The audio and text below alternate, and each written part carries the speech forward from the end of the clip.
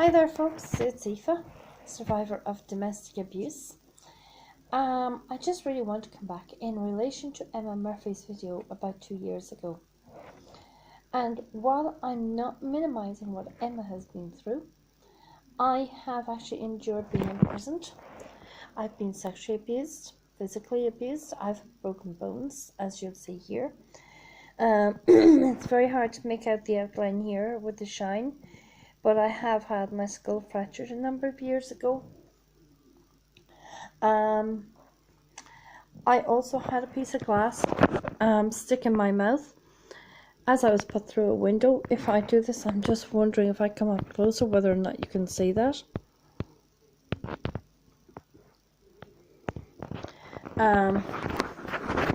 Again, it's quite difficult for me to show it to you.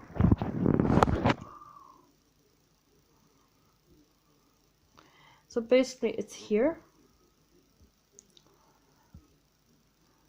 You'll see that little dent. Excuse me for coughing. But basically I got put through the downstairs kitchen window in my mother's old house. And as I was put through it, a little tiny squint of the glass stuck in my mouth. So all they did in the A&E, all the doctor did was, excuse me, was basically glue my mouth again. It hurt because it was hot glue. It hurt like freaking hell. But that's life. Yes, it's an injury. You might think I'm nonchalant about it, or that I seem very cocksure, sort of, or arrogant even. I have talked about my experiences so much that you might think, why am I not crying? Why am I not breaking down? Why am I not shaking? Simply because I've already spoken to Women's Aid over the last couple of days, because I was feeling quite low for my 40th birthday on Friday, January 12th, 2018. And I was just really struggling to deal with everything alone. There are times when all of those memories become too much for me. I don't have family support. I don't have a close network of friends. Over the years since I got married, my friends, they too got married and have moved away and started their own lives. And so I didn't do the whole, back in 1999, I didn't do social networking. I didn't even own my own mobile phone. Crazy? Yeah. Actually, 1999 was the first time I ever saw a mobile phone, would you believe? I know that sounds insane, but there you have it. And it was about 2000 or 2001 when I first got a mobile phone given to me as a gift. The old Brick 3200 phone, Nokia. It was a godsend really at the time. And since then I've obviously really moved up Androids. But the abuse for me has left me reeling. I can tell you that fear has been a huge part of my road and my journey with domestic abuse. And that journey has left me with the most horrific scars, emotionally as well as everything else. So now that I'm 40, I've made some painful decisions. One of them is basically walking away from my family. So I gave my mum an option on my birthday, in the early hours actually of Saturday, just after my birthday ended obviously, that basically she could support me and confront the people who had abused me, and she could help me take them to court so that I could gain some closure. The other option was that I would basically walk out of her life permanently. So she then refused to answer me, and what she did was she basically locked herself yesterday into her bedroom so as not to talk to me, so that I could not even have access to her. And that is a decision that I'm going forward with. It's hard. It's heartaching for me. They say you've only one mother. Very true. But my mother doesn't love me. She doesn't support me through the abuse. She will not confront the people who've hurt me. And she won't support my desire to go ahead with court cases against them. So for my own emotional well-being, I've made that decision at the age of 40 that I need to put my mum out of my life.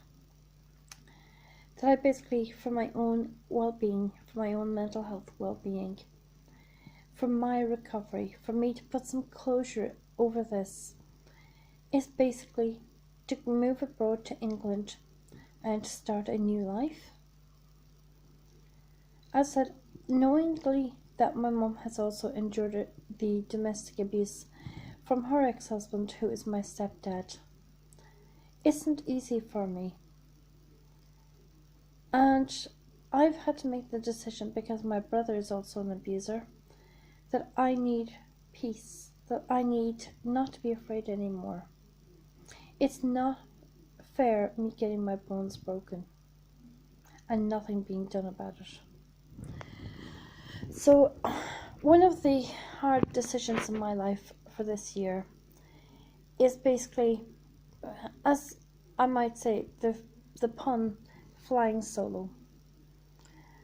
I've decided it's time to end the cycle. And the only way I can end that cycle is by moving to the UK and basically buying myself a new phone, getting a new number, please God, a new address, and a new career. And as much as that's going to hurt starting out afresh, for me, it's to get away from the family, get away from my mum, get away from all of the memories and the hurt, and to make my mum realise that, no, I'm not going to be bullied by anyone. I'm not going to be in an apartment where I'm unhappy, where my aunt and her husband have bullied me, switched off heating, messed with the shower, but they turned the shower back on supposedly. They've taken away the fire grate and the fire front and put in some sort of stupid little electric thing that I will not use. No, I'm 40 years old. I don't see why I should be bullied and dictated to. I don't see why anyone else should have control over my life. So, because of that, I have decided that I'm putting this video out there because it's important to me that people realise that it's more than just celebrities that have the right to come forward with their history of domestic abuse, and I'm taking back control and ownership of my life. And obviously my mum's made her decision that she obviously no longer wants me in her life. So the easiest and the best decision all around is for me to go. So I sail out tomorrow night on Monday. I arrive in the UK on Tuesday. I do my interview on Wednesday. And from there, excuse me, I'm going to try and sort out accommodation, because I just cannot have my mum in my life any longer. I can't have the person that I thought would be the greatest support in my life, the woman that I believed was responsible for keeping me safe, regardless, excuse all this coughing. I think it's mildew inhalation from my mum's old house. I don't smoke, so it's not that. As I said, the woman that should have kept me safe and should be keeping me safe and supporting me emotionally through this and helping me practically with trying to get recovery from domestic abuse and helping me to gain closure is my mum, but she doesn't want to do that. So folks, I'm putting it out there on YouTube as my way of basically saying to the world, look, this is what I need to do, and I would like to think that people out there will support me and that I will get messages of encouragement, because it's not going to be an easy transition for me to not have my family in my life. But I need to put the whole lot of my family, particularly my mum, out of my life. I don't have the love and support that I crave. And so, as an important step to say to other survivors of abuse, of domestic abuse, please, please don't think you have to stay around a situation. It is difficult for me, but this is something I have to do.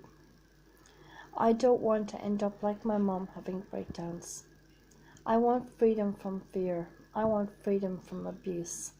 I want freedom from being controlled, dominated, and dictated to. Folks, thank you. I hope you've enjoyed looking at this video. Please thumbs up and share this video as much as you can. It's important that we get the message of domestic abuse out there. And as a survivor, this is Aoife Malloy saying thank you.